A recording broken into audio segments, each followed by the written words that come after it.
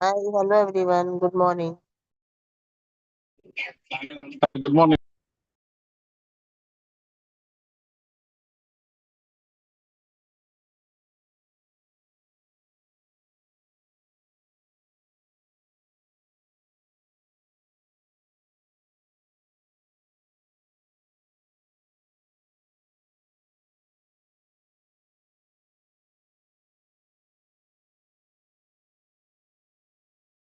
Shall we start?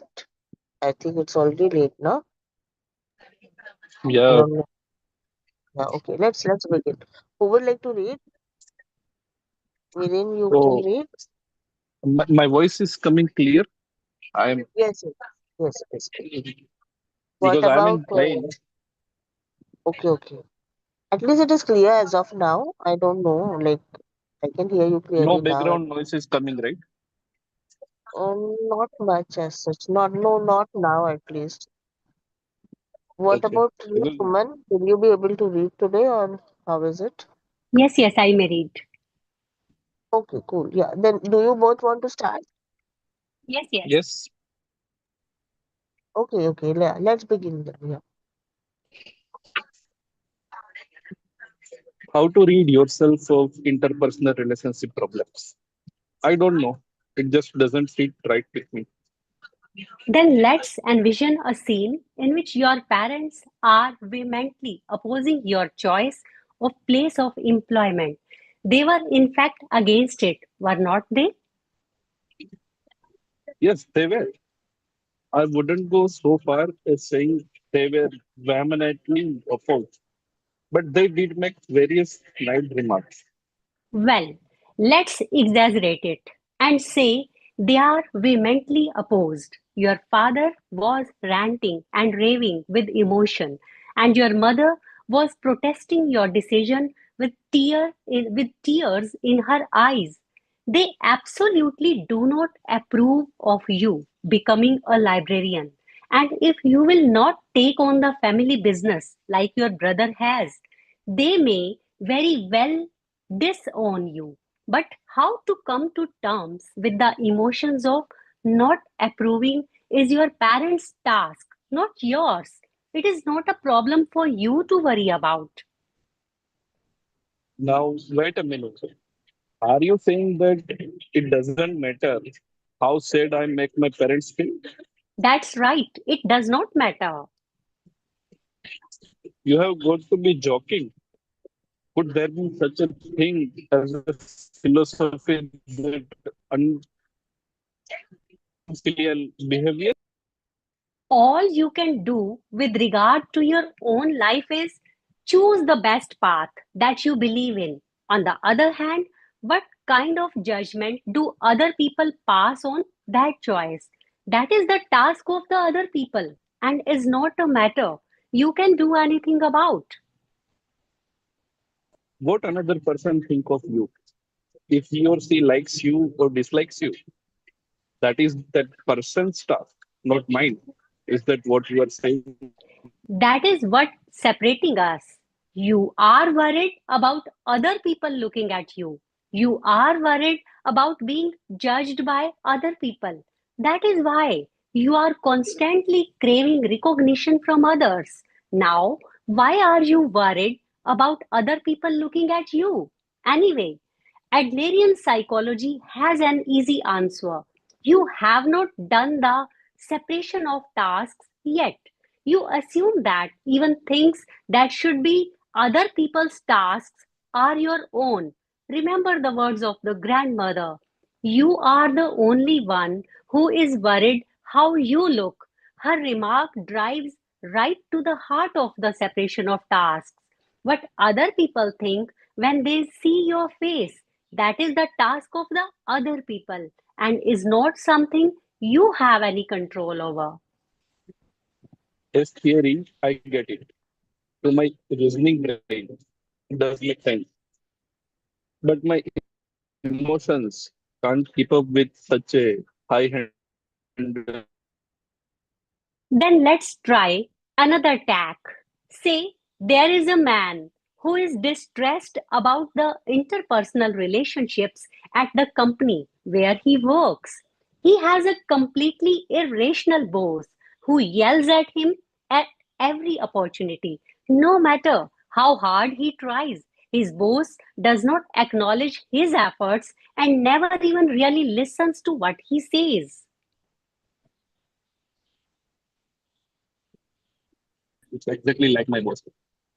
But is being acknowledged by your boss work that you should think of as a top priority? Isn't your job to be liked by people at the place you work? Your boss does not like you, and his reasons for not liking you are clearly unreasonable. But in that case, there is no need for you to get cozy with him. That sounds right. But the person is my boss, right? I won't get any work done if I'm shunned by my direct superior. That is Adler's life lie again. I can't do my work because I have been shunned by my boss. It is the boss' fault that my work is not going well. Mhm. I missed the line. Yeah. The person who says such things is bringing up the existence of the boss as an excuse for the work that does not go well. Much like the female student with the fear of blushing, it is actually that you need the existence of an awful boss because then you can say, if only I did not have this boss, I could get more work done.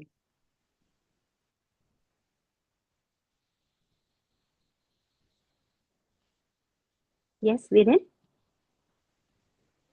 Can't listen? No, you don't. No, you don't know my relationship with my boss. I wish stop making arbitrary This is a discussion that is concerned with the fundamentals of Adlerian psychology. If you are angry, nothing will sink in. You think, I have got that boss, so I can't work. This is complete etiology, but that it is really, I don't want to work, so I will create an awful boss, or I don't want to acknowledge my incapable self, so I will create an awful boss. That would be the teleological way of looking at it. That's probably how it would be framed in your stock teleology approach. But in my Your voice is breaking. I'm reading again. That's probably how it would be framed in your stock teleology approach. But in my case, it's different. Then suppose you had the separation of tasks. How would things be?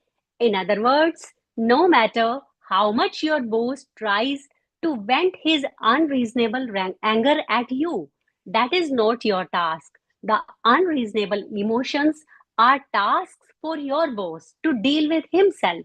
There is no need to cozy up to him or to yield to him to the point of bowing down. You should think what I should do is face my own tasks in my own life without lying. But that's We, we are all suffering in interpersonal relationships. It might be the relationship with one's parents or one's elder brother, and it might be the interpersonal relationships at one's workplace. Now, last time you were saying that you wanted some specific steps. This is what I propose. First, one should ask whose task is this? Then do the separation of the tasks. Calmly delineate up to what point one's own tasks go and from what point they become another person's tasks. And do not intervene in other people's tasks or allow even a single person to intervene in one's own tasks.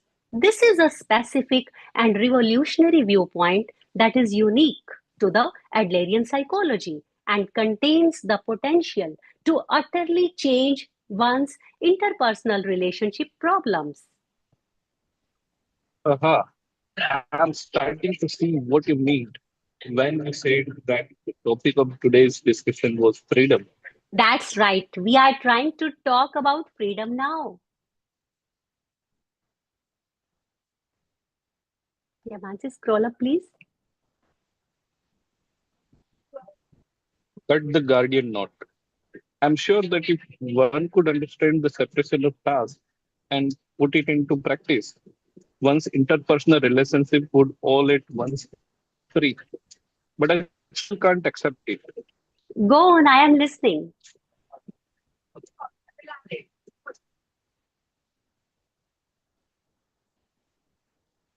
Hello, am I audible? Yes, yes.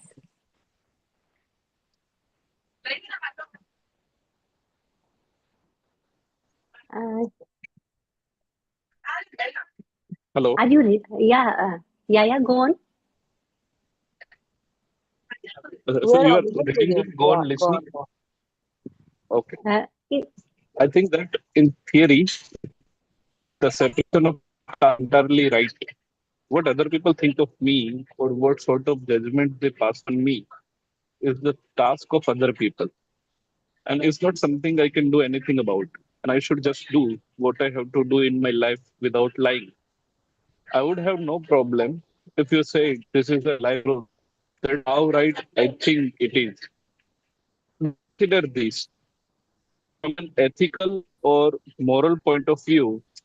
Would it be said to be the right thing to do? That is to say, a way of living that draws boundaries between oneself and others.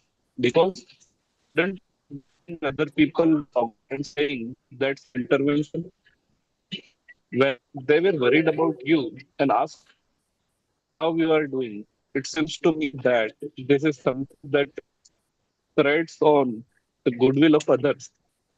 have you heard of Alexander the Great? Alexander the Great and about him in world history.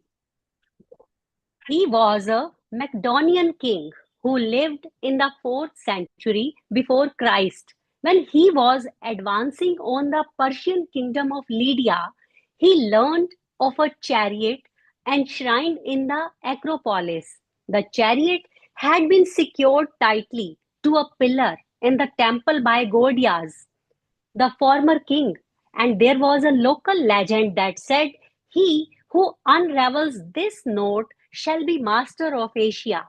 It was a tightly wound knot that many men of skill had been certain that they could unbind, but no one had succeeded. Now, what do you think Alexander the Great did when he stood before this knot? Mansi, can you scroll? Well, didn't he unveil the legendary knot with this and go on to become the ruler of Asia? No, that is not how it happened. As soon as Alexander the Great saw how tight the knot was, he pulled out his sword and sliced it in half with one stroke. Wow.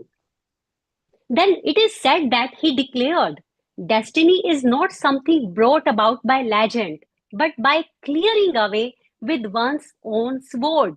He had no use for the power of legend and would forge his destiny with his sword. As you know, he then proceeded to become the great conqueror of all the territories of what is now the Middle East and Western Asia. This is the famous anecdote known as the Gordian knot. And so, such intricate knots, the bonds in our interpersonal relationships, are not to be unraveled by conventional methods, but must be severed by some completely new approach. Whenever I explain the separation of tasks, I always remember the Gordian knot. Well, I don't mean to contradict you, but not everyone can become Alexander the Great. Isn't it precisely because there was no one else who could have cut the knot that the anecdote portraying it as a heroic deed is still conveyed to this day? It's exactly the same with the separation of tasks.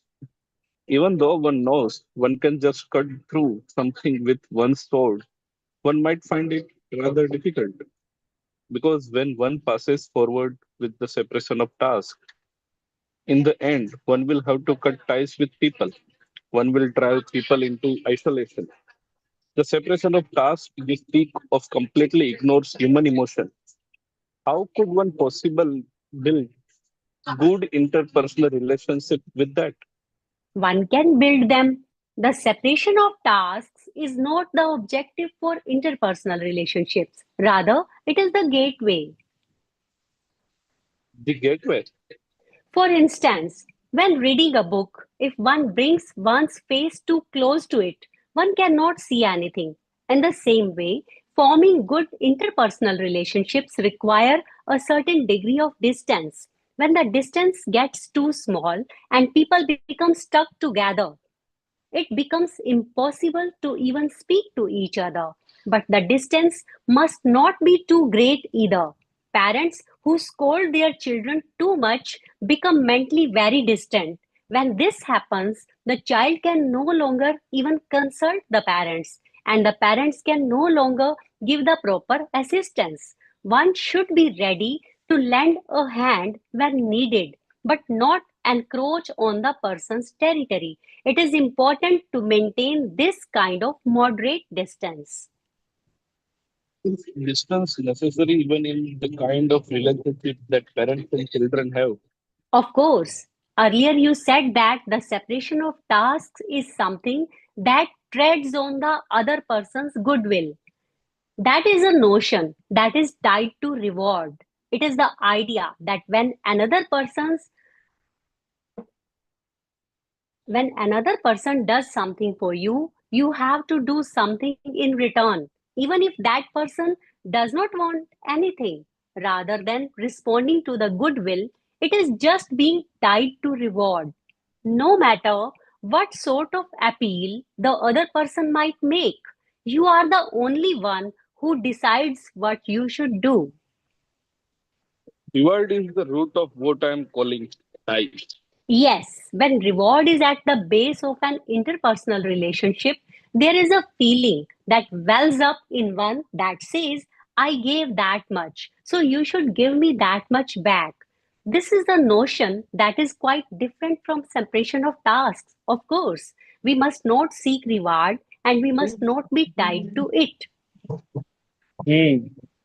However, there are certainly situations in which it would be easier to intervene in the tasks of another person without doing any separation of tasks. For instance, in a child raising situation, when a child is having a hard time trying his shoes, for the busy mother, it is certainly faster to tie them than to wait for him to do it himself.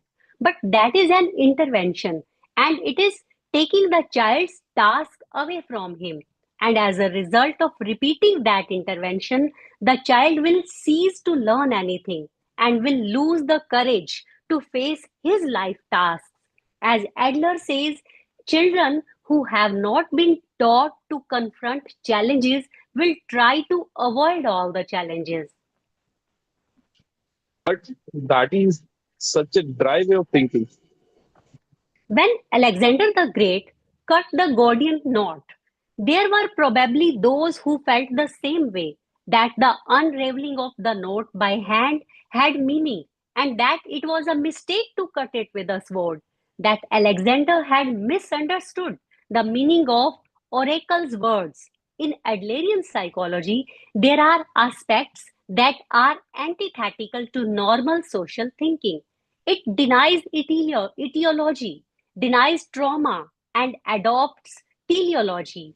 It treats people's problems as interpersonal relationship problems, and the not seeking of recognition and the separation of tasks, too, are probably antithetical to normal social thinking. It's impossible. I can't do it. Why? The youth was devastated by the separation of tasks that the philosopher had begun describing. When one thought of all one's problems as being in one's interpersonal relationships, The separation of tasks was effective. Just by having this viewpoint, the world would become quite simple. But there was no flesh and blood in it. It gave off no sense of one's warmth as a person. Could anyone accept such a philosophy? The youth rose from his chair and pleaded loudly.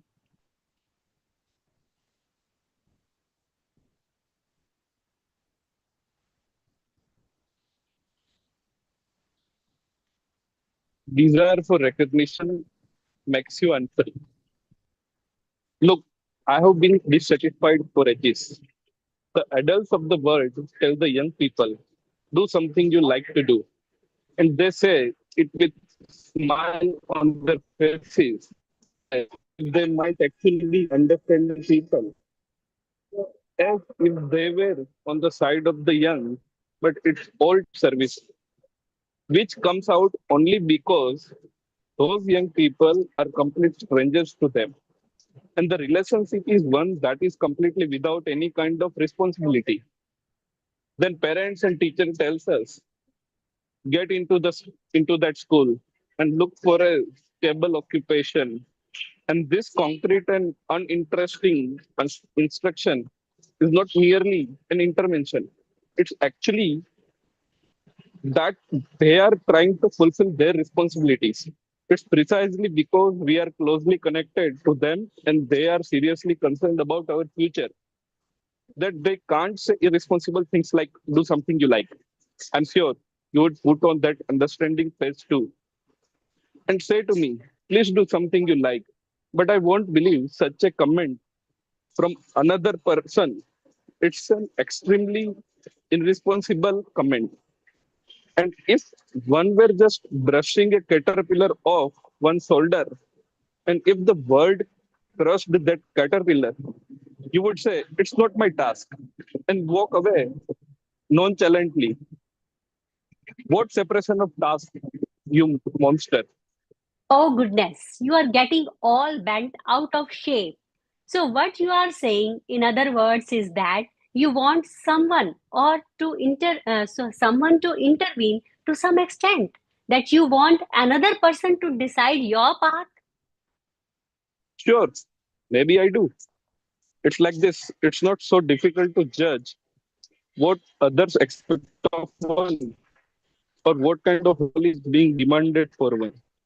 Living as one makes, on the other hand, is extremely difficult. What does one want?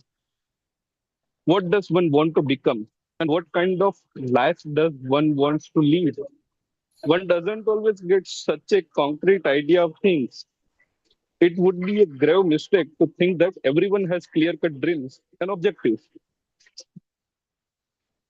Maybe it is easier to live in such a way as to satisfy other people's expectations because one is entrusting one's own life to them. For example, one runs along the tracks that one's parents have laid out.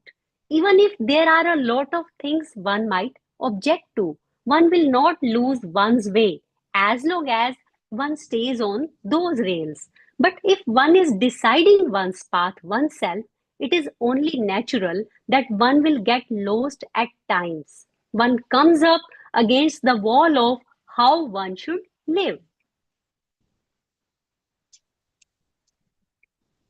That is why I am looking for recognition from others. Or does one choose a path of rhythm without recognition? It's an important question. Let's think about it together. To live one's life trying to gauge other people's I think feelings. Yeah, reading your you have missed the paragraph. right? I started reading the philosopher, I think.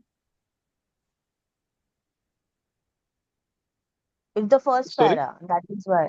You are reading philosopher's part. Mm, You jump to the philosopher's part by mistake, I think. that is why I'm looking for recognition from others. You were talking about God earlier. And if we were still living in an era when God was something people believed in, I suppose that God is watching might serve as a criterion for self discipline. If one were recognized by God, maybe one didn't need recognition from others. But that era ended a long time ago. And in that case, one has no choice but to disciple oneself on the basis that other people are watching. To aspire to be recognized by others and live an honest life, other people's eyes are my guide. Does one choose recognition from others, or does one choose a path of freedom without recognition? It is an important question. Let's think about it together. To live one's life trying to gauge other people's feelings and being worried about how they look at you, to live in such a way that others' wishes are granted. There may be, there may indeed be signposts to guide you this way, but it is a very unfree way to live. Now, why are you choosing such an unfree way to live? You are using the term desire for recognition, but what you are really saying is that you don't want to be disliked by anyone.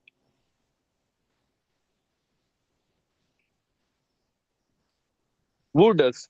There is no one anywhere who would go so far as to actually want to be disliked. Exactly. It is true that there is no person who wishes to be disliked. But look at it this way: what should one do to not be disliked by anyone? There is only one answer. It is to constantly gauge other people's feelings while swearing loyalty to all of them. If there are 10 people, one must swear loyalty to all 10. When one does that, for the time being, one will have succeeded in not being disliked by anyone. But at this point, there is a great contradiction looming. One swears loyalty to all 10 people out of the single minded desire to not be disliked. This is like a politician who has fallen into populism and begun to make impossible promises and accept responsibilities that are beyond them, beyond him. Naturally, his lies will come to light before long. He will lose people's trust and turn his own life into one of the greater suffering. And of course, the stress of continual lying has all kinds of consequences. Please grasp this point. If one is living in such a way as to satisfy other people's expectations and one is entrusting one's own life to others, that is a way of living in which one is lying to oneself and continuing that lying to include the people around one. So one should be egocentric and live however one pleases.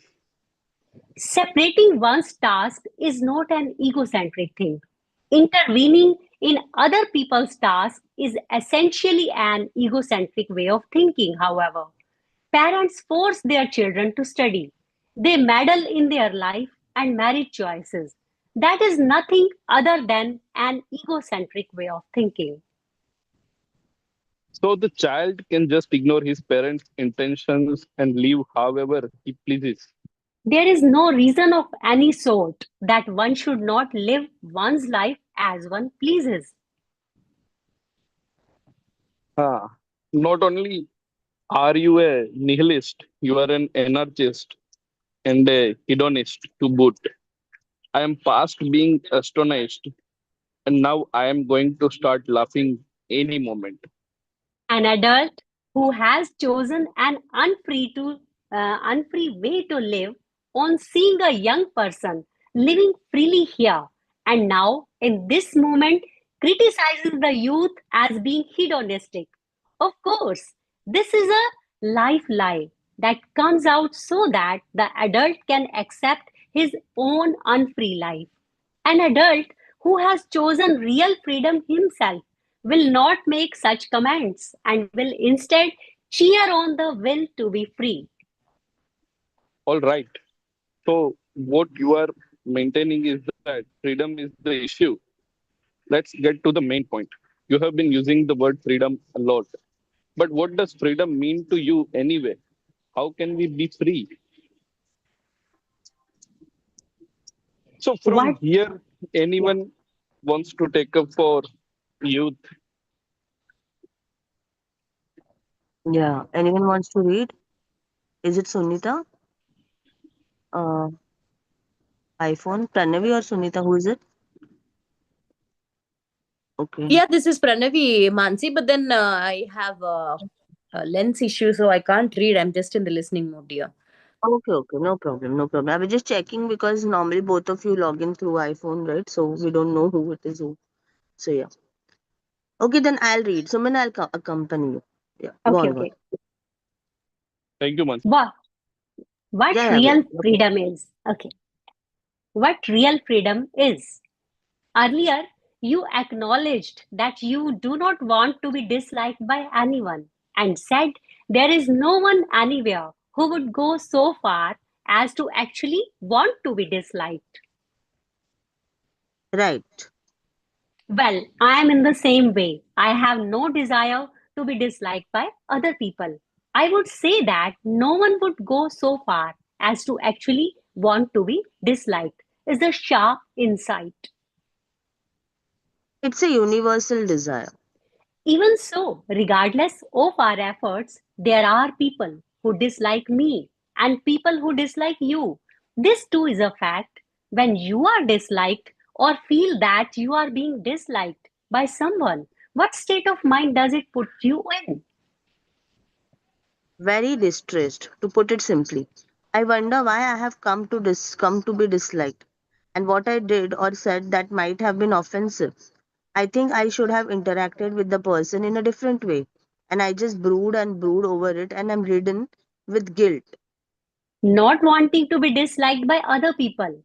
To human beings, this is an entirely natural desire and an impulse. Kant, the giant of modern philosophy, called this desire inclination. Inclination? Yes, it is one's instinctive desires, one's impulsive desires. Now, if one were to say that living like a stone, tumbling downhill, and allowing such inclinations or desires to impulses to take one wherever they will is freedom, one would be incorrect. To live in such a way is only to be slave to one's desires and impulses.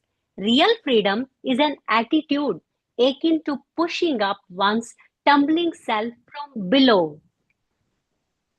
Pushing oneself up from below. A stone is powerless.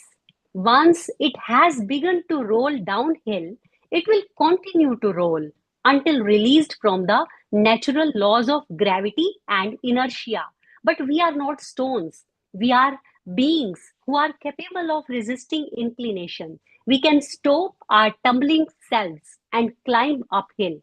The desire for recognition is probably a natural desire. So, are you going to keep rolling downhill in order to receive recognition from others? Are you going to wear yourself down like a rolling stone until everything is smoothed away? When all that is left is a little round ball, would not that be the real I? It cannot be. Are you saying that resisting one's instincts and impulses is freedom? As I have stated repeatedly, in Adlerian psychology, we think that all problems are interpersonal relationship problems. In other words, we seek release from interpersonal relationships. We seek to be free from interpersonal relationships. However, it is absolutely impossible to live all alone in the universe. In light of what we have discussed until now, the conclusion we reach regarding what is freedom should be clear. What is it? In short, that freedom is being disliked by other people. Huh? What was that? It is that you are disliked by someone. It is proof that you are exercising your freedom and living in freedom, and a sign that you are living in accordance with your own principles. But, but, It is certainly distressful to be disliked. If possible, one would like to live without being disliked by anyone. One wants to satisfy one's desire for recognition, but conducting oneself in such a way as to not to be disliked by anyone is an extremely unfree way of living and is also impossible. There is a cost incurred when one wants to exercise one's freedom, and the cost of freedom in interpersonal relationship is that one is disliked by other people. No, that's totally wrong. There is no way that could be called freedom. That's a diabolical way of thinking to coax one into evil doing. You have probably been thinking of freedom as release from organizations. That breaking away from your home or school, your company or nation is freedom. However, if you were to break away from your organization, for instance, you would not be able to gain real freedom unless one is unconcerned by other people's judgment, has no fear of being disliked by other people, and pays the cost that one might never be recognized. One will never be able to follow through in one's own way of living. That is to say, one will not be able to be free. Be disliked by other people? Is that what you're saying? What I am saying is, don't be afraid of being disliked. But that's. I am not telling you to go so far as to live in such a way that you will be disliked. And I am not saying engage in wrongdoing. Please don't misunderstand that. No. Then let's change the question. Can people actually endure the weight of freedom? Are people that strong to not care even if one is disliked by one's own parents? Can one become so self righteously defiant? One neither prepares to be self righteous nor becomes defiant. One just separate tasks. There may be a person who does not think well of you, but that is not your task. And again, thinking things like he should like me or I have done all this. So it is a strange that he doesn't like me, is the reward oriented way of thinking, of having intervened in another person's task. One moves forward without fearing the possibility of being disliked. One does not live as if one were rolling downhill, but instead climbs the slope that lies ahead. That is freedom for a human being. Suppose that I had two choices in front of me: a life in which all people like me, and a life in which there are people who dislike me. And I was told to choose one. I would choose the latter without a second thought, before being concerned with what others think of me. I want to follow through with my own being. That is to say, I want to live in freedom. Are you free now? Yes, I am free. You do not want to be disliked, but you don't mind if you are. Yes, that is right.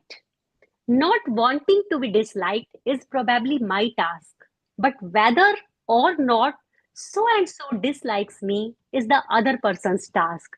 Even if there is a person who does not think well of me, I cannot intervene in that. To borrow from the proverb I mentioned earlier, naturally one would make the effort to lead someone to water, but whether he drinks or not is that person's task. That's some conclusion. The courage to be happy also includes the courage to be disliked. When you have gained that courage, your interpersonal relationships will all at once change into things of lightness. Oh, there is still more. Okay, wait a minute. I'll just check how much is left for the third part. Okay, this is the last part. We'll read this out. Yeah, It's 3 pages. Okay, go on. Okay, yeah, I'll read that's, it. The title. yeah, Yeah. yeah. You hold the cards to interpersonal relationships. Youth. Well, I never would have imagined I'd visit a philosopher's place to hear about being disliked. I am well aware that this is not an easy thing to swallow. It will probably take some time to chew over and digest. If we go any further with this today, I think you won't be able to keep it in your head.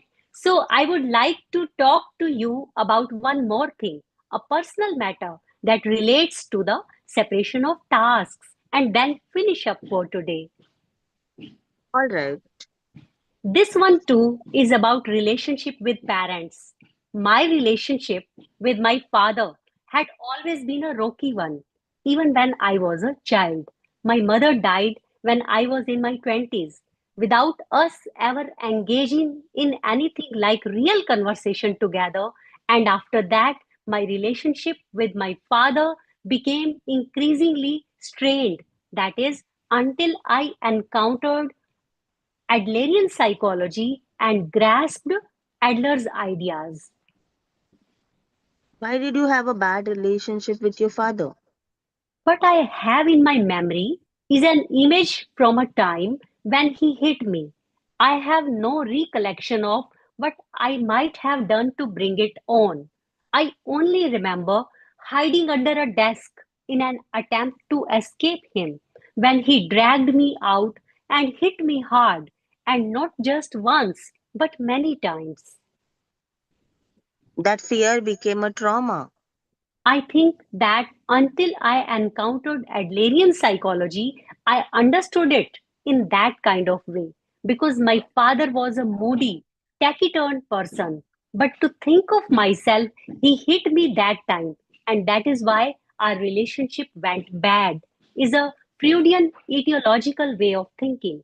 The Adlerian teleology position completely reverses the cause and effect interpretation. That is to say, I brought out the memory of being hit because I don't want my relationship with my father to get better. So, first, you had the goal for not wanting your relationship with your father to get better and not wanting to repair things between you. That's right. For me, it was more convenient to not repair my relationship with my father. I could use having a father like that as an excuse for why my own life was not going well. That for me was a virtue. And there was also the aspect of taking revenge on a feudal father. That's exactly what I wanted to ask about. Even if the cause and effect were reversed, that is to say, in your case, you were able to analyze yourself and say, it isn't because he hit me that I have a bad relationship with my father, but that I bought out the memory of being hit because I don't want my relationship with my father to get better. Even then, how does it actually change things? It doesn't change the fact that you were hit in childhood, right? One can think from the viewpoint that it is an interpersonal relationship card. As long as I use etiology to think, it is because he hit me that I have a bad relationship with my father. It would be a matter that was impossible for me to do anything about. But if I can think, I brought out the memory of being hit because I don't want my relationship with my father to get better, then I will be holding the card to repair relations. Because if I can just change the goal, that fixes everything. Does that really fix things? Of course, I wonder if you really feel so from the bottom of your heart. I can understand it in theory, but the feeling just doesn't sit right with me. then it is the separation of tasks. It is true that my father and I had a complicated relationship. He was a stubborn person, and I could never imagine his feelings being able to change easily. Moreover, there was a strong possibility that he had even forgotten, even raising his hands against me. However, at the time of making my resolution to repair relations, it did not matter to me what sort of lifestyle my father had, or what he thought of me, or the kind of attitude he might adopt in response to my approach. Such things did not matter at all, even if there were no intention to repair relations on his side, I would not mind in the least. The issue was whether or not I would resolve to do it, and I was always holding the interpersonal relationship cards. You were always holding the interpersonal relationship cards. Yes, many people think that the interpersonal relationship cards are held by the other person. That is why they wonder, how does that person feel about me? And end up living in such a way as to satisfy the wishes of other people. But if they can grasp the separation of tasks, they will notice that they are holding all the cards. This is a new way of thinking. So, due to your changing, did your father change too? I did not change in order to change my father. That is an erroneous notion of trying to manipulate another person. Even if I change, it is only I who changes. I do not know what will happen to the other person as a result. And that is not an aspect I can take part in. This too is the separation of tasks. Of course, there are times when, in tandem with my change, not due to my change, the other person changes too. In many cases, that person will have no choice but to change. But that is not the goal. And it is certainly possible that the other person will not change. In any case, changing one's own speech and conduct as a way of manipulating other people is clearly a mistaken way of thinking. One must not manipulate other people, and manipulating cannot be done. When we speak of interpersonal relationships, it always seems to be two-person relationships and one's relationship to a large group that come to mind. But first, it is oneself. When one is tied to the desire for recognition, the interpersonal relationship cards will always stay in the hands of other people. Does one entrust the cards of life to another person or hold on to them oneself? Please take your time and sort through these ideas again in your own home about the separation of tasks and about freedom. I will be waiting for you here next time. All right, I will give it some thought on my own. Well, then, Please, there is just one more thing I want to ask you. what is it? In the end, were you able to repair your relationship with your father? Yes, of course, I think so.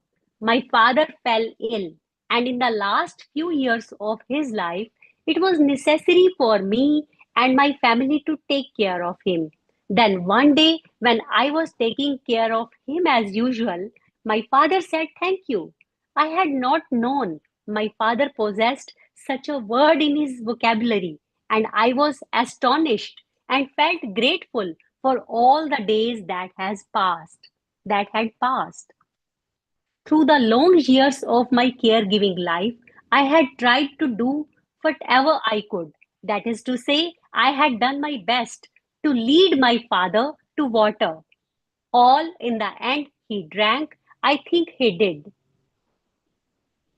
Well, thank you very much. I will come again at the same time. I had a good time. Thank you too.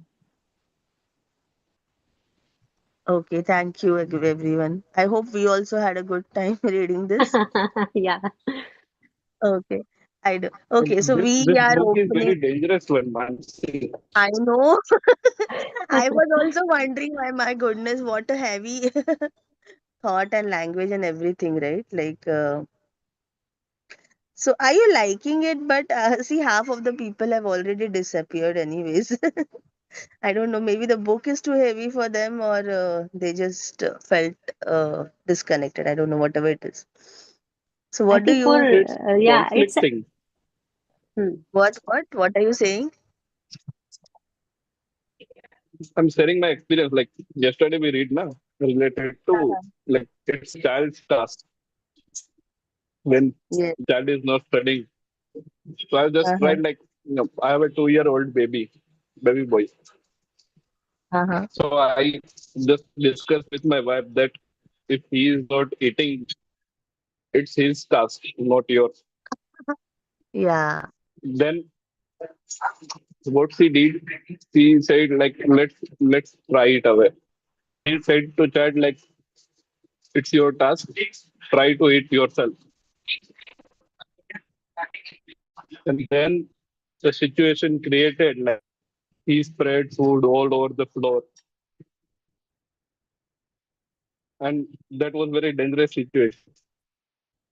But the satisfaction I have shown on the face of the child, like I have do it my way. That was amazing.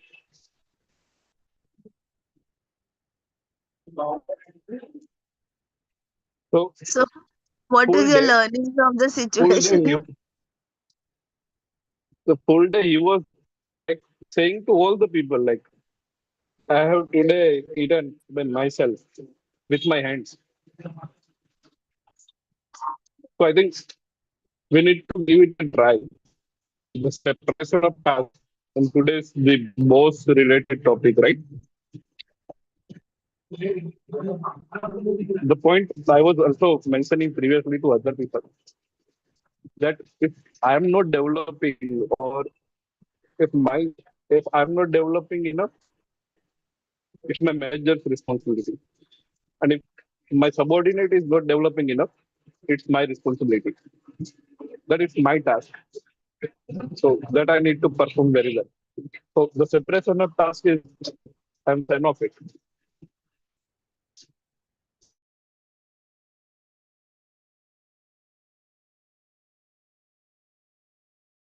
Yeah, very well said. Good reflection, actually.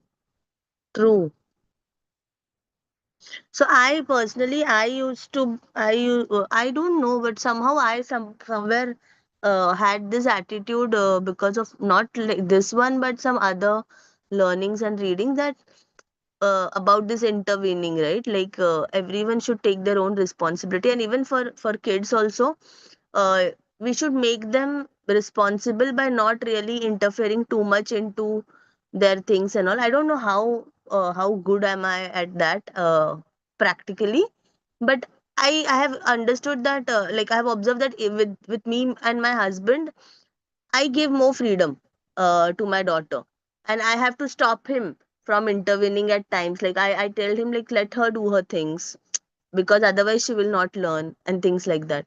So it helps, I feel. And I also feel like from my personal life, I feel this liberates us to certain extent, because then somewhere we also allow the other person to fail at times. So for in your case, you allowed your child to do the mess, right? And it's okay. First time it was his reaction of whatever. But what happens, like even this happens now, like when parents we go out, and if the child is, for example, if we go to a toy shop or something, and the child creates a tantrum of wanting a toy, just a common example I'm giving. So but then the parents get very anxious about the fuss that the child is creating, and they just give him the toy, right? But it is said that this is not a good practice in general, because then the child gets habitual to and somewhere he registers that uh, if I create a tantrum, I get what I want. So that is a wrong association that we're building in the child's mindset somewhere. So they say that like when someone acts like a ziddi child or a ziddi person, then we have to somewhere let them, give them that space, but be firm on what we have. If we know that is right thing, we have to be firm on that. So I feel it comes from there also. So I remember one example. One of my pediatrician, when my daughter was very small, she was not a very touchwood, but she is never like so much of a some she as a child she has her own thing sometimes, but she's still very I would say mellowed kind of like she's fine to deal with. Not like some other kids who are very difficult. So I remember my pediatrician was giving one example of one child. Some incident has happened. She was just saying that sharing us with us that there was this one child who had come in her office, like in her clinic, and the mother, they wanted to make her eat some medicine or something like that, doctor and the mother together, and the child had so much tantrums. she started removing all her clothes. And then the doctor was there, right, in front of the doctor and every all the staff and everything. So the doctor was like, let her, allow her to do whatever she wants to do. And she literally removed all her clothes, and the doctor did not allow the mother to react at that point. She just told the mother to be calm and allow the child to do whatever she does till whatever extent she wants to do. So she removed all her clothes, and nobody responded or reacted or give her any attention for whatever she was craving or wanting to do. And then she said after 5 minutes, she herself pulled up all her clothes, wore them herself, and it was a small child of 2 3 years maybe. So she wore her clothes back, and then she actually took the medicine or something. Then they made her eat the medicine or something like that, or the injection they gave or something like that happened.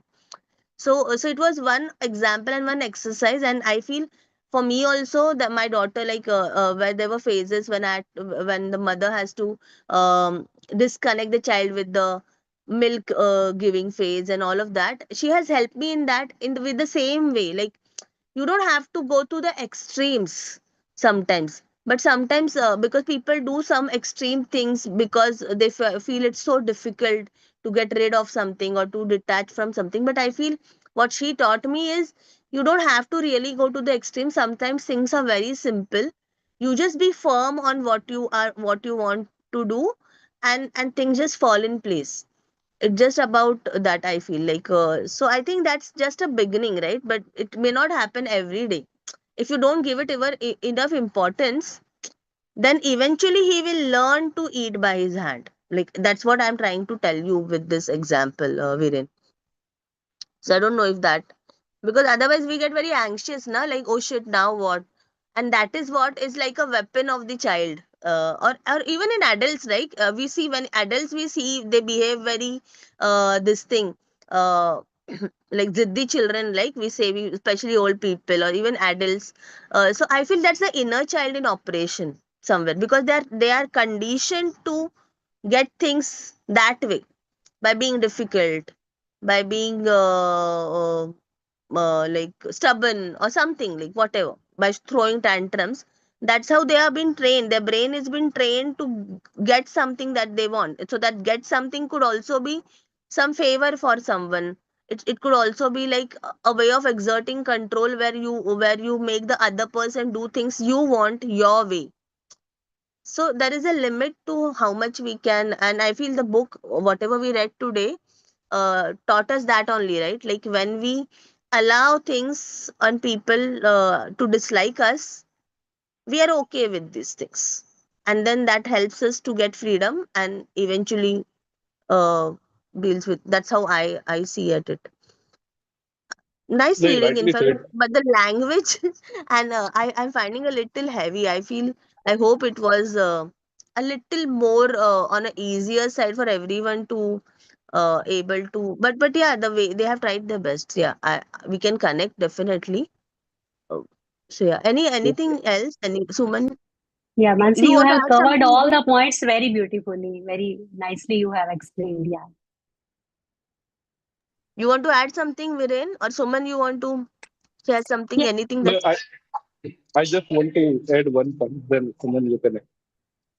The points you have mentioned related to tantrums. So I just remember my one like past experience. When I was in college, I was also teaching the student, having a coaching classes. So whenever I start the lecture, they start shouting, like tittering, shouting, about 30 people in a class. So one day what I have done, like I have given them freedom, like today class to shout or like whatever at how high pitch you can shout, you shout. And I observed the silence at most. No one shouted.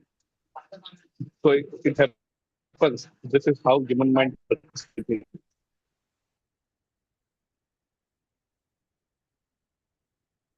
Yeah, actually. So you know what happens, like, even when I remember when I was doing this NLP practitioner course, I remember we were given assignments. and whatever concepts we were taught, we were asked to give examples of our real life for that, like as so that you it was just a test of have you really understood the topic and have you implemented it. What they had given is that you did not like have to implement, like maybe because you may not get the similar situation to implement it right now, but it was also okay to share an example from our past where we had implemented that topic, where you remember, like indirectly without understanding the concept also we had done the same thing.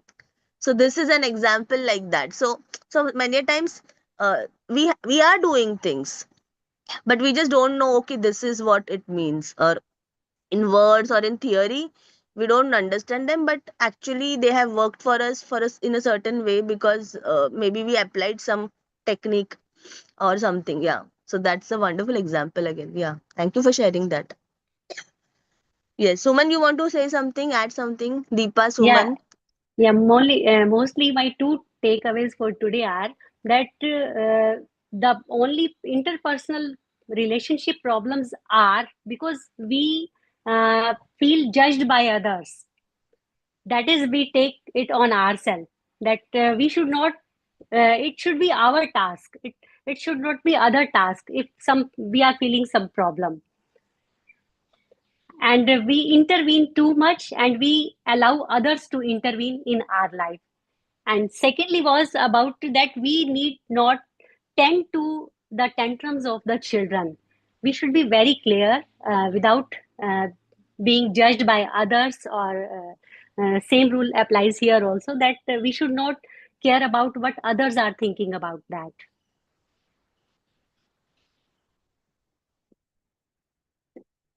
Yeah, that's it.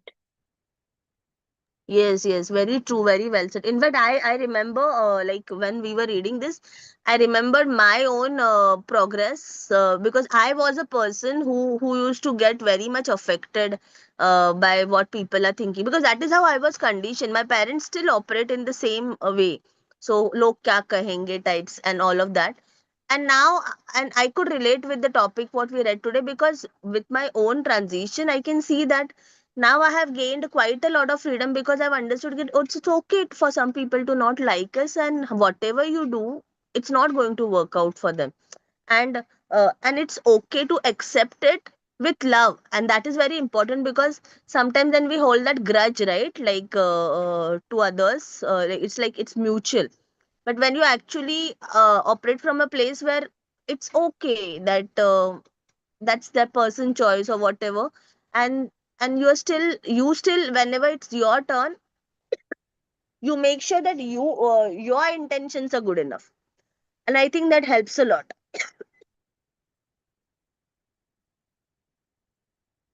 So I feel our intentions is our task. Whatever other person is doing or behaving is their task. Yeah, That's what very the true. this is also talking, right? So we have heard and learned these things in other places, in other formats also, in fact.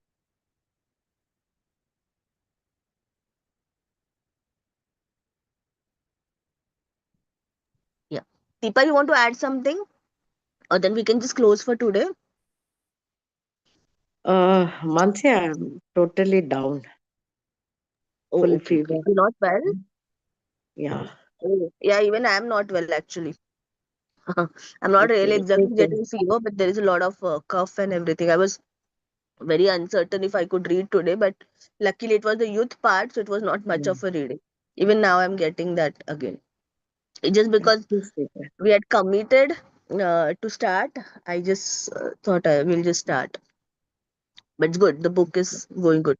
We finished the third part. Fourth, I feel we tomorrow we'll finish incomplete maybe, and then we'll continue it on Monday. Will that be okay, everyone?